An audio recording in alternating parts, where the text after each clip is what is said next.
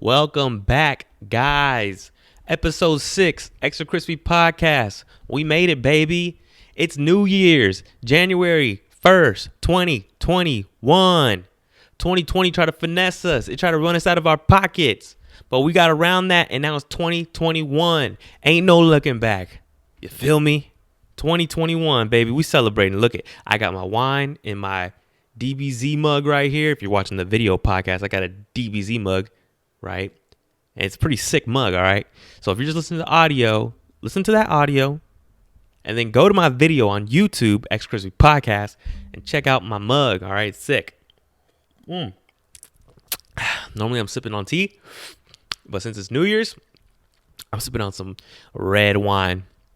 Now, I can't do it up like I used to do it. Well, first of all, because of coronavirus. 2020 has passed us by, but the coronavirus is still here and kicking. Stronger than ever. But so normally, I'd be turning up on New Year's with people. But today, I'm turning up on New Year's by myself.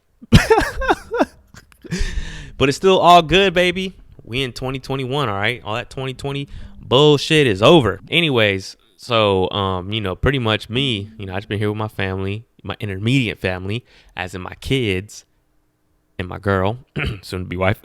And, I'm just sipping on this red wine by myself because my girl really don't drink that much, all right? And my kids are underage. So, I guess if I was old school, maybe I could have put some whiskey on my finger for the newborn. He's teething right now. I remember I asked my dad, did they ever do that to me when I was a baby? And he was like, what the? Like, he was like furious about it. Like, like if I was disrespecting him as a parent. I thought that's what they did back in the days. Put the whiskey on the finger. They rub it in the baby's gum when they're teething to numb the teeth and shit. Anyways, that's some 1920 shit, I guess. Maybe not 1992. And right now, bitch, we in 2021. All right? We in 2021. What's coming up for the New Year's? I don't know. It's an unforeseen future, It could be better. Could be better than last year. And last year was really rough, overall. Even if you had some individual success with things, right? 2020 was still rough, with Kobe Bryant dying and numerous of, this been happening for hundreds of years, but numerous of black men killed by the police, equating to the largest protests, after George Floyd death. There was that shooter in what was it, like that white kid in Nebraska. He shot up at that protest, whatever, and kind of just walked past the police with that rifle. And I could be saying the wrong state, but in my head right now, it's Nebraska. I've been sipping on some red wine. I don't have my stats all right here with me, okay? I wanted to get this episode out for you guys. New Year's Day, so you get that new 2021 vibe from me, right? 2021, we're bringing more energy. And I'm going to say 2021 about 2021 times this podcast, all right? So don't judge me, okay? It got a good ring to it. We should have been suspicious about 2020, right? 2020. Just saying those words, it just reminds me of eyesight. Like my eyesight is 2020. But 2021, oh wait. No, that sounds like you're saying 2021. Like that year one. And if I'm on a tirade ramble, like I said, red wine and trippy sticks, all right? And CBD. Keep down the inflammation. I got 30-year-old knees. 28, but my knees are 2 years ahead of me.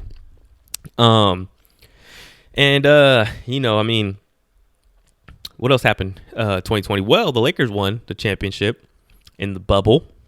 That was tremendous, right? But another setback, unfortunately, that caused the bubble in the first place is the coronavirus, which worldwide, that's the roughest part about 2020 was the coronavirus, And I don't know, what is it about? Maybe 1 million people lost their lives worldwide. roughly. And condolences to all those and their families who lost a loved one or friend during this coronavirus pandemic.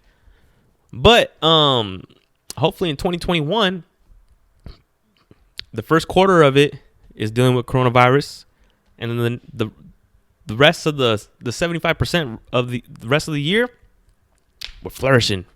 We're getting back to where we were at in 2019. 2019, we took it for granted. 2019, we was thriving. 2020, we was just trying to survive. I should have just said surviving so I could rhyme. I like to rhyme when I talk, all right?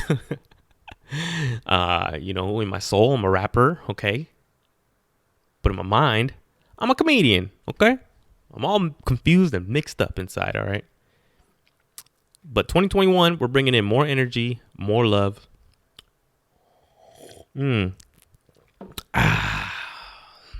ASMR. So, something that I want to focus on in 2021, right? Because we all get these New Year's resolutions. One year I went out drinking and smoking. I did it. Kudos to me. I'm lying. I fucked up 11 and a half months in at my Christmas party for my previous company that I used to work for. But I did 11 and a half months. I pretty much did a year. Okay. What's that one saying? I always heard people. Oh, almost only matters in horseshoes. All right. No, almost also matters with New Year's resolutions, bitch. All right. So I almost did a whole year sobriety, which technically it's not sobriety because I was drinking coffee, and I don't give a damn what you say. Coffee is a drug. It's just a drug that positively affects productivity, we think, right? I wonder if there's studies out there, of these things, like how productive are you when you drink coffee compared when you don't drink coffee, or what's the life benefits to drinking coffee? Obviously, we know with alcohol is just there's like no productivity with alcohol. The only thing that's good about alcohol is that it makes you more loose, for sure. Makes me like alcohol is a direct link to not giving a fuck. For real, marijuana is a direct link to introspectivity. I don't even know if that's a word, but being introspective, that's marijuana is a direct link to being introspective. I feel like marijuana, if if you have a issue with yourself or an issue with your environment, marijuana is going to highlight that. And I think that's the benefit in a way. But then when you're in a situation where you shouldn't be high because you shouldn't be so introspective, you probably shouldn't smoke weed in that moment. I'll give you guys an example. I didn't talk about this in my last podcast. If you didn't listen to it, it was a dedication podcast to my father, who passed away. So when I had to do his funeral arrangements, I had taken a few puffs before I went to the funeral home and answered all these types of questions and decided what I wanted to go about for his funeral. And I was kind of high, in which caused a tremendous panic attack on the inside of myself. But since I've been doing this for a minute and I'm such a devout actor, no, I'm just kidding. I was able to, hopefully to them, keep my poker face, I don't know why I'm all about a poker face, but I do the poker face a lot, Can't read mine, no, you can't read my poker face.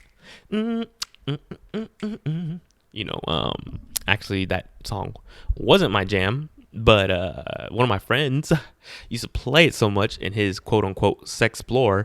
That's what he called his explore, the sexplore. It started to grow on me, all right? Really, I'm into that hard-ass gangster shit. Boom, dum, dum, boom, boom, dum, dum. You know, that Snoop Doggy Dogg, but some good pop music. I mean, it could grow on you. It could grow on you. Maybe that's why they call it pop. Because all of a sudden, it's on you. Dang, my shoulder keeps hitting this freaking boomstick I got. I need to get like a taller one, you know? Because my shoulders are so freaking broad and masculine. It keeps bumping into this fucking boomstick, man. I'm just kidding. That brings, you know, talking about being, fuck, I hope I don't fuck up this fucking mic. Alrighty, and we're back. I had some technical difficulties with my mic real quick. But speaking on broad shoulders, you know what it made me think about? How I played freshman football. And that's as far as my football career went, but I enjoyed it very much. All right. I gotta say, I was on the B team, not the A team. You know, it's not because of my talent. All right. Okay, because I was catching balls. People see me in the two-hand touch, boy. But it's because of my discipline. My brother showed me this video of Denzel Washington, like at a maybe like a college theater class, something like that. I don't know where at. And he ends up telling them that dreams without goals often lead to disappointment. And you can't reach your goals without discipline and consistency. And that was my problem as a young man, or when I was becoming a young man, especially. My discipline was very nil, and my consistency in my discipline was almost non-existent, right? Now I'm getting I'm starting to get more disciplined. Now I'm getting better consistency, but I'm still not where I want to be. And maybe that's my 2020 New Year's resolution, is to be more disciplined and more consistent. Thank you, Denzel Washington. Anyways, so dreams without goals often lead to disappointment. That's what he said. Oh yeah, just show you guys one more time. Back to my Dragon Ball Z mug. Goku right there on the front.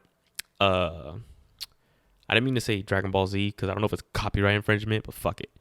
Goku on the front. This is the scene. And then Kid Buu right there for all my anime people. And if you're not an anime people, still fuck with it because I'm gonna break it down for you. This is the scene from the Kid Buu saga when Goku actually destroys Kid Buu with the spirit bomb, or for people who are more savage, kills him with the spirit bomb, giving it a little extra push after he threw it, turned Super Saiyan for a second. And my anime community is going to kill me, but I forgot why he can't do the spirit bomb initially Super Saiyan. Now I'm getting too deep because now I got to explain more. All right. Sorry, guys. I segued too fucking off. All right. But this is 2021. I'm bringing a lot of energy for 2021. 2020, I was building up my discipline and my consistency, but it made me lose focus on my energy. You know? 2021, I got the discipline, the consistency in the bag, kind of. And the energy is going to be more of what I'm focusing on. The execution,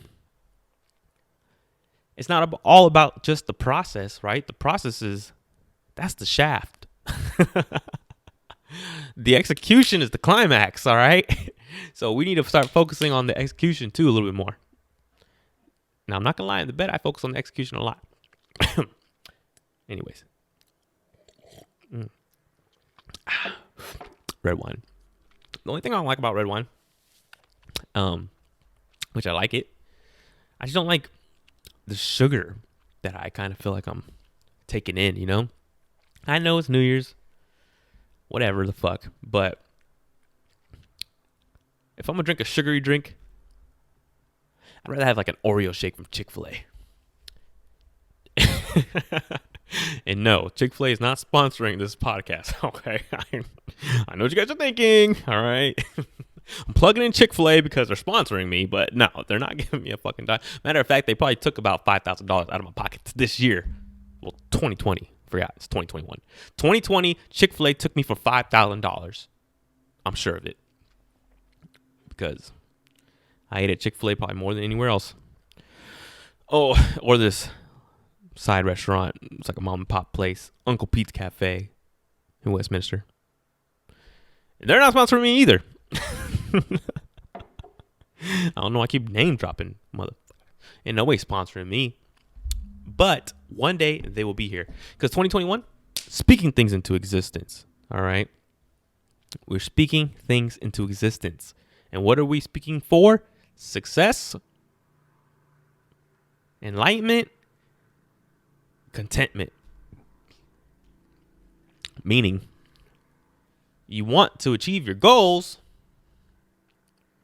You want to gain wisdom through your experiences, but also being content with the results that you get so that you're not ungrateful. Boom. I hope I didn't do it too loud. Sorry for your ears, but bang. You feel me? Kind of surprising sometimes. It's kind of surprising sometimes just that we make it to a next year, you know? When you see so many people go. And then you see those, when you see somebody pass and it says 1970, 80, 90 something to 2020, 1918, you know, and you just make it to another year, and whatever your beginning year is, you make it to the next year, and hopefully that end year goes 100 plus. That's what I hope for. When I was younger, I used to grapple with this idea of being old, you know. I don't know if grapple's the right word, but I mean, when I think grapple, I'm thinking like like wrestling. So I'm gonna go with that. But well, I could say struggle with the idea of being old, you know, and thinking like, you know, because you see all these rappers die young, and especially I was a big fan of Tupac. And when people go young in media, in art, they make it seem like it's so poetic. But in real life, when you become a real adult with the understanding of the world, there's nothing more precious than life. There's nothing more precious than getting older. You know, keep on living. You know, I feel so good about living. The older I get, I feel better and better about it. You know, it's crazy because the older you get, physically, you're probably going to get more creaks. You're going to get more back pain and this and that or whatever. You know, do the best you can. Take care of yourself. Eventually, anything's going to catch up with you physically. But psychologically and spiritually, I don't know. I just feel tremendously better, greater, deeper than my teenage years and early 20s.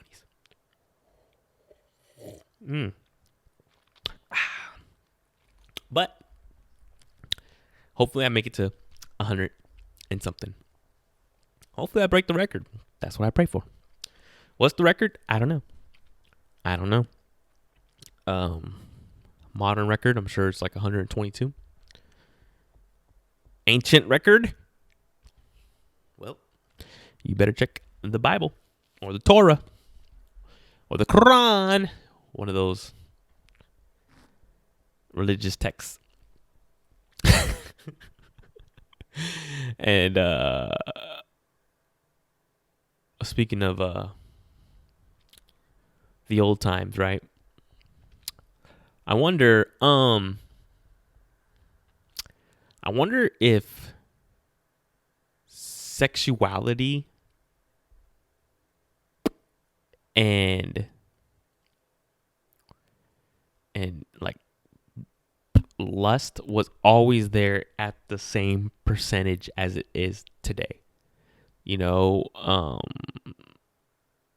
desire to be free, I guess, of certain morals. I wonder if that was always there, I wonder if we're all like pretty much the same, but that makes us different. You know what I'm saying? Like me, fortunately for myself in this society, I'm a heterosexual man. And I'm a pretty big dog about it. But imagine that on the other side, right? If you're a homosexual man, you would probably get chastised a lot more. And you probably, from a young age, want to be free and open about it. But the way that society was, it's changing now, but the way that society was for a long time, it was taboo, But maybe Romans, they were pretty cool with it. So it's kind of crazy how that goes in waves, But I wonder if each person is born with that kind of like, they don't want to hold themselves back. They don't want to, like, even in different countries they don't have the same freedom of expression as us in America, where I'm at, if you're watching the XXTRA podcast in a different country, because I look at my statistics and I seen that I got United Kingdom and I seen that I got Mexico. All right. So my people who are listening to Mexico and United Kingdom, I love you. Keep spreading this shit international. Anyways, I'm in America, California. I wonder if, like how do you feel in China when you find a politician attractive? You can't just say that shit on Twitter. If I find Kamala Harris or Sarah Palin attractive, I can say that on Twitter, and I'm not going to be murdered or held in contentment, breaking some type of law or some shit like that. China, you probably going to get beat with a stick. I don't know, but I'm just assuming. Where else? North Korea, certain Middle Eastern countries. And it's like, I can't even imagine what that's like to be oppressed in that kind of way. Obviously, I'm half black, half Mexican. We have our own oppression here in America that still goes on today, right? But it is getting better. And I'll tell you this. I hear a lot of people, maybe during that, after George Floyd's death, this became kind of taboo for people to say with Black Lives Matter and all kinds of stuff like that. But I've heard people kind of like allude to saying, why can't black people get over slavery? Or, I've heard black people say, today is not much different from back then. And number one, I think we shouldn't forget about slavery. I think that things have gotten better, but there's still a lot to be done. If you think about it, right? Let's say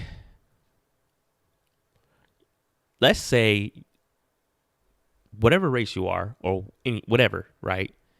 Let's make yourself you, just you, and whatever you are, ethnicity, that is the ethnicity that is enslaved in America today.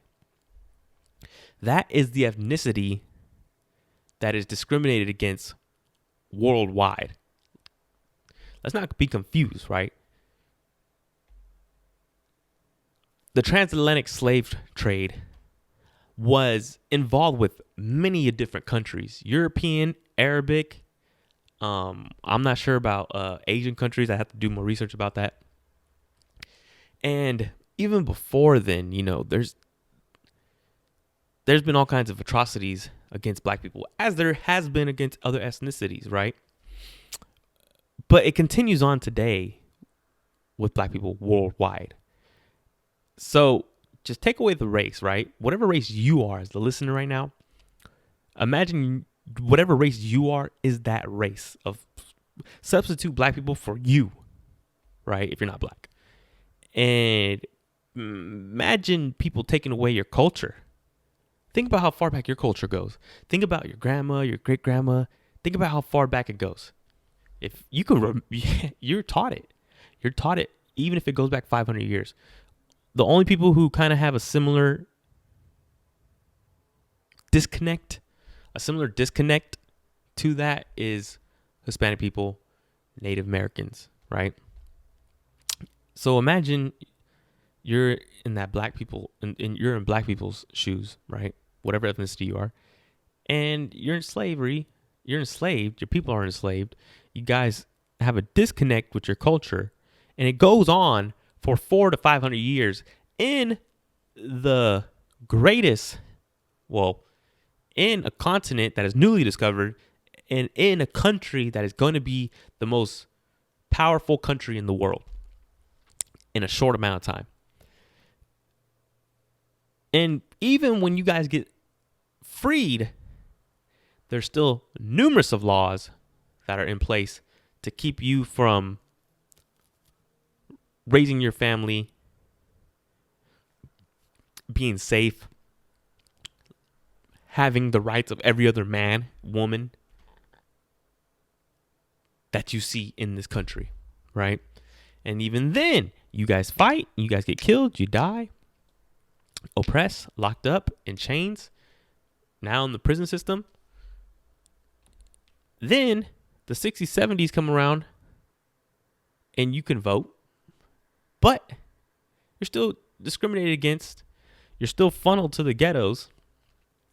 You're still being killed by police, even sometimes lynched by white supremacist groups. And then you get into the 90s and the 2000s and you're called a thug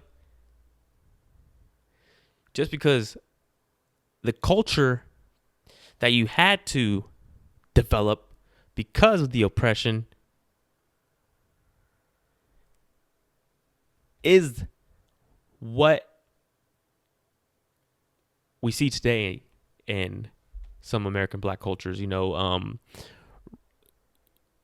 the gangster image, right? Unfortunately, right? Because there's some good to that. But unfortunately, some people correlate being black with being thug. When it's not the case. There's a lot of white thugs, Hispanic thugs, Asian thugs. Being a thug does not come from ethnicity. It comes from poverty. And unfortunately, we've been oppressed to be impoverished for hundreds of years. So a lot more people in the black community, in the Hispanic community, subscribe to that logic that if you ain't being hood, you ain't being real. And then, of course, there's some people who are woke, of course, and understand that you being you is being real. Now, if you are hood a little bit, like, or that kind of, if that is the narrative people give your personality, if that's the title people give your personality, but you're just being you, then so be it. That's people could tell the difference between genuine and somebody acting, trying to, well, unless you do a really good acting job, but people pretending to be somebody else, just we do these things based off defense mechanisms, right? To protect ourselves physically, emotionally.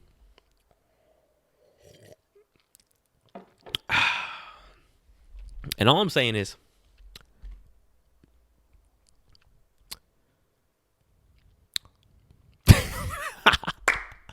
I forgot what my point was originally, but fuck it.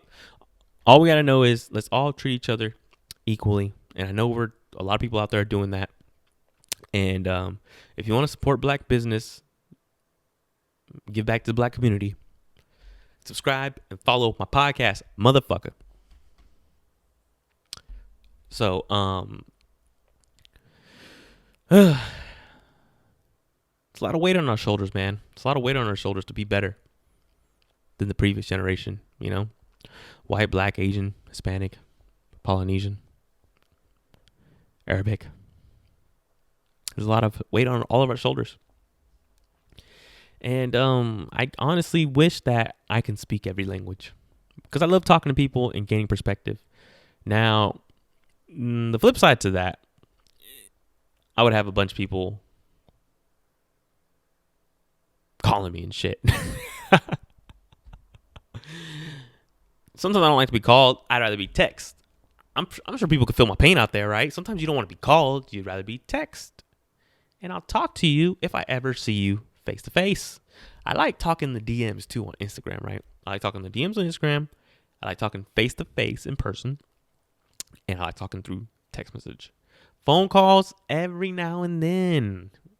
Every now and then with a certain person, you know? Like, I can't just talk to anybody on the phone for a long period of time anymore, you know? Like, when I was in high school, I could do it, you know? You'd be talking to shorty on the phone until freaking 6, 7 in the morning, you know? I can't talk to that. Me and my girl got kids together, and I can't talk to her on the phone that long. And I think maybe because you're so in awe with adult conversation when you're a teenager, because if you think about it, that's like the beginning stages of you becoming an adult, that it's a drug. That's why we listen to podcasts. Adult conversation is a drug. It's good. It's juicy. And when you're a teenager, you're getting your first taste of that, because everything before that was kid conversation. Kid conversations is full of shit. No, I'm just kidding. Kid conversation is watered down. It's watered down. Just like my son's juice. When I give him juice, I water it down. When I give myself sugar, I fucking I just eat whatever the hell I want. Because I'm an adult now and I do whatever the hell I want. I try to be disciplined about it. But if I want to eat some sugar, I'm going to eat some sugar. Now, my son, he ain't got that choice. I give him his shit watered down. Drinking that red wine. I bet it's a bunch of sugar in there. I really don't know how long I've been talking for. All I know is that 2020, it's rap. 2020, you hurt us so bad. You hurt us, 2020. As the planet Earth. All right? And now we're getting past that. We're getting into 2021. Everybody is optimistic because everybody appreciates the good times now. There's been so much struggle, and we're not out of the woods yet, but we're just hoping that tomorrow's going to be better. Just hoping and praying and wishing. And I believe it is, because I'm a realist, because I really think that things get better. You know, some people call that an optimist, but I call it a realist, all right? Because things get better, all right? When things get bad, when things are on the ground, they're at ground level, they can only go up, all right? Which I can't look up with my left eye. Don't know if you guys can tell. That's a long story, all right? I'll tell you guys that on another. I'll just tell you right now, right? Boom. Me, middle school, 8th grade. This dude that I beat in body shots once, his name is Lewis, not gonna say his last name. I beat him in body shots once. He was a little older, a little stockier. So I don't think he liked it that I pieced him up in body shots, right? And so he kept challenging me, blah, blah, blah, blah, blah, blah. He wanted to do it again, blah, blah, blah, blah, right? And, you know, I'm like, at this time, you know, I'm 13, you know, I'm starting to get extra hair in my balls and shit. My day's getting long, you know, I'm feeling myself. I'm like, you know, I'm gonna piece this fool up again. And I agreed to his turn. I'm like, all right, let's do this, man. Let's do this. And I remember it was a test day in 8th grade. I forgot what they call them, benchmarks, some shit. And you know, you spend like an hour and a half in one period instead of the usual hour, something like that, to take it. And it was raining that day.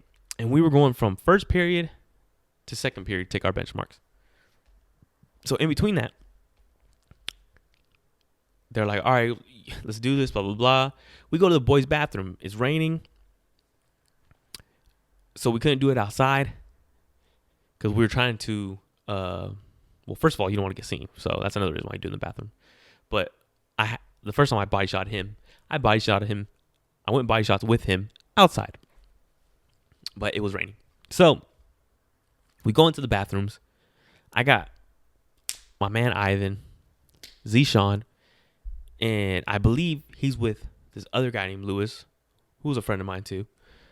But he hung out more with him. And you know, they're all right, guys, go. And then I throw the first punch, right? And he slips, and I stop my punch because I have that kind of self-control. And I stop my punch from clocking him upside the head because he slipped. And I go, oh, are you good? He goes, yeah. All right. The guy goes, all right, you guys ready? Go. Now this time, he throws the first punch. And I go to punch, and I slip. But instead of him stopping his punch, hits me dead in the left eye. Immediate split vision.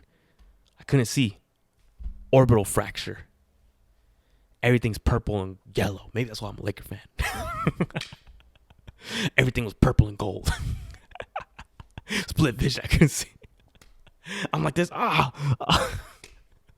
And my friends are looking at me. I could kind of, I split vision, but I could see.